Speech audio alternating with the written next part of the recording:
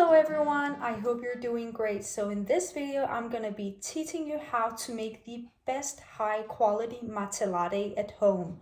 If you want to start save money and not spend like over $8 outside your house buying a matcha latte that sometimes tastes like grass or even fish, then you should definitely keep watching this video. Okay, so the first thing I'm gonna start doing is going over all the necessary tools you need to make the perfect matcha latte. You're gonna be needing a stainer, you're gonna be needing a scooper, or you can just use a regular scooper if you prefer to do so. Needing a chassin or a whisk. The last necessary thing you will be needing is actually a bowl or a Japanese tawan if you have that. Okay, so now let's talk matcha powders. So when it comes to matcha powders, it is obviously the most important part of making the matcha latte, since it's what you're going to be tasting. The most important is that when you go buy your matcha, make sure it says ceremonial grade and not culinary grade matcha. Culinary grade matcha is a grade that is used for baking, and it even tends to have a more bitter taste. Ceremonial grade matcha is made for tea lattes and matcha lattes for drinking. Another thing that makes a high quality matcha is when the matcha has been harvested in the first harvest. It typically says all that on the package.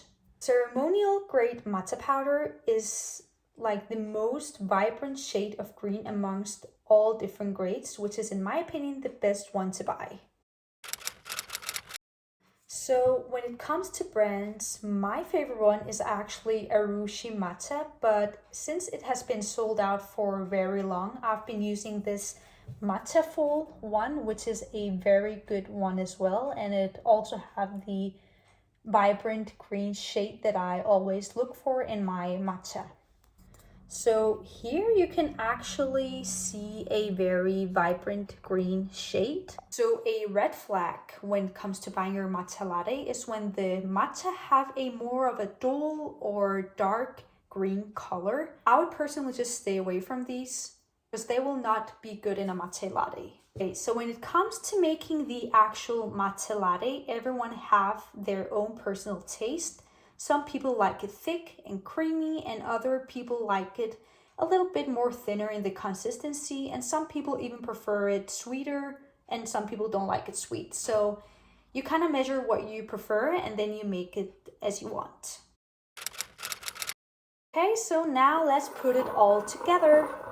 Okay, so the first thing I recommend doing is soak your whisk in hot water. You do that to soften the whisk before using it, so when you are whisking, it's not as hard and you won't end up breaking the bristles. After soaking in water, you can now see that the chassin has opened up a little bit and is even way more softer to use. Now you can even start whisking your matcha.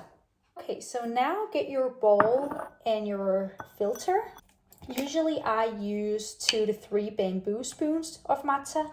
But to be honest, I think you are supposed to use way less than this.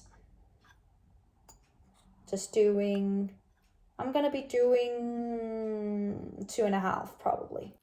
So you actually do that to avoid clumps in your matcha and to make it way more smooth.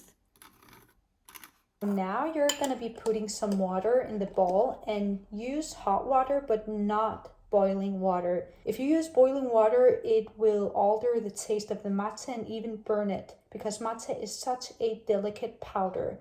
When it comes to the amount of water, I usually use 1/3 of a cup, but again, this varies very much on how you like your matcha and what type of texture you want your matcha to be. If you are gonna use less water, you're gonna probably get a thicker paste or consistency, and vice versa. Okay, so when it comes to whisking your matcha, you will want to do it back and forth motion. Be gentle as well, because you don't want to break your whisk, and again, because matcha is very delicate, you will want to use delicate movements when whisking it as well. Okay, so a sign that you're done whisking is actually when you start seeing froth on top of your matcha. So now we're gonna put the matcha latte all together.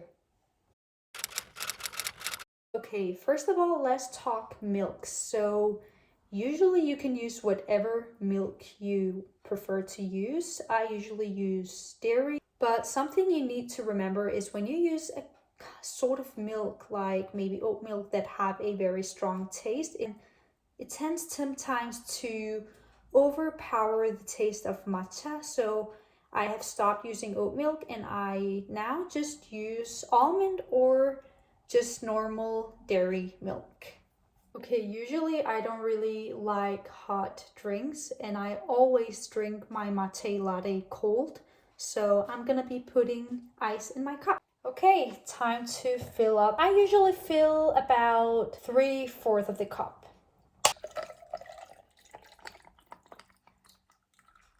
And now for the matcha.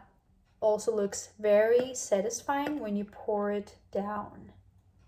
And here you have your matcha.